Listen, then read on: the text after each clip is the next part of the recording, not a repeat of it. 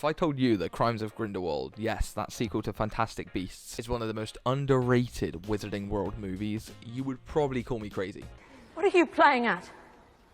Today I'm going to talk about its pros and cons and try and show you why I believe it gets way more hate than it deserves. Now let's start off with all the positives, Now to start off with, I think this movie has a great villain. I honestly believe the character's motives are way better than the character Voldemort from the Harry Potter series. It's something you can believe a character from the Wizarding World could believe, and the viewers can almost understand where he's coming from a little bit. It just makes him a way more relatable and almost personal villain. Now my next positive is that Newt is a great character. Generally, he is just so fun. I just love seeing his love for the beasts, and every scene with him and them is done to perfection.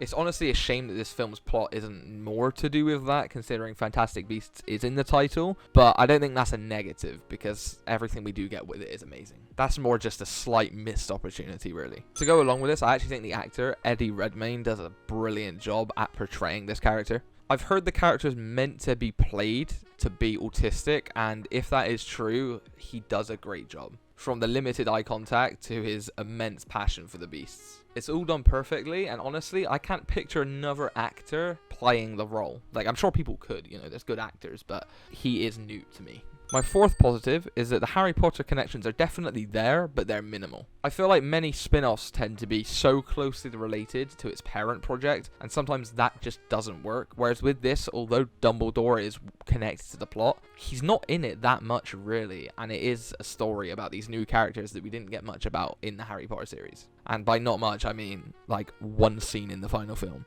Generally, it just allows for that great fan service without overshadowing the main plot. It's probably one of the better ways I've seen it done, and I really appreciate that. So now this might not seem like a positive to many, but I actually think the VFX as well as the shooting locations were really well done. The movie is mostly set in Paris, with some of it being back at Hogwarts, and both these places just look beautiful. Generally, the artists just did a really good job at giving the same feel to everywhere they were, and the colors along with the visuals for the magic, they just fit that time period, if that makes any sense. Now my final positive is actually comedy, which again to some may not seem like a positive, but in a film like this they handle it well. It's not constant, but when it's there, it's really nice to spice things up because it tends to be fairly serious. It was definitely a nice surprise to see Jacob return after what seemed to be his departure last time, and I'm very glad they decided to keep him in, because him and Newt together are just a great combo. And to me, it's some of the best parts in not just this movie, but the first as well. Now for me, I only have two major negatives of this film. The first one being the continuity with the Harry Potter films. Again, it could be something that people don't really care about, but I feel like they do with this sort of series. And for many, this is probably actually a bigger issue than it is for me. There are just many magical moments in this film that don't seem to make sense if you count the others in the same timeline, which you should.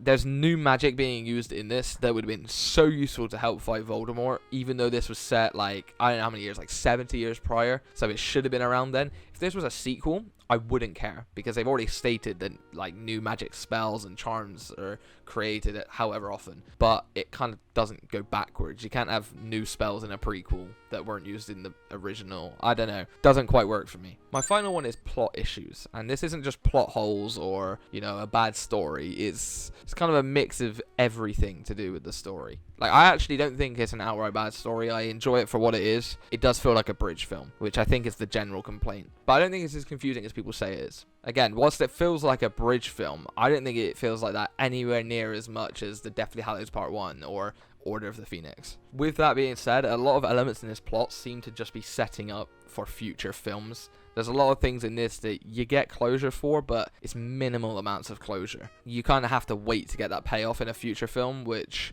is fine for a franchise, I guess, but many people that are just casually going to watch this film probably won't like that. Not to mention, with the Harry Potter series, it can work a lot better for people because they've read the books. I didn't when I watched them, but people that did read the books have that extra bit of information, and they can kind of piece it together themselves anyway. You can't do that with this series. Now, before I reveal the rating for this movie, if you are enjoying this video, please hit that like button, as it will help out this channel. And if you would like to see more reviews or Wizarding World content, then hit that sub button, because I'll definitely be making more. Now, with that said, let's get to my rating of this movie. Now, combining all the positive and negative elements to get an overall score, I give this a 75% enjoyability rating, which for most people equates to a 7.5 out of 10, meaning this gets the City Lane award. This means I would easily recommend it to almost anyone, I mean, especially those Harry Potter fans. It is nothing standout incredible, but easily delivers on the magic of Harry Potter and the Wizarding World, and has some great comedy, making for just a great experience. Hopefully you enjoyed this video and found the review useful. Make sure to comment down below your scores on this movie. I'd be so interested in seeing other people's opinions, but unfortunately that is all I have for this video today, but thank you for watching.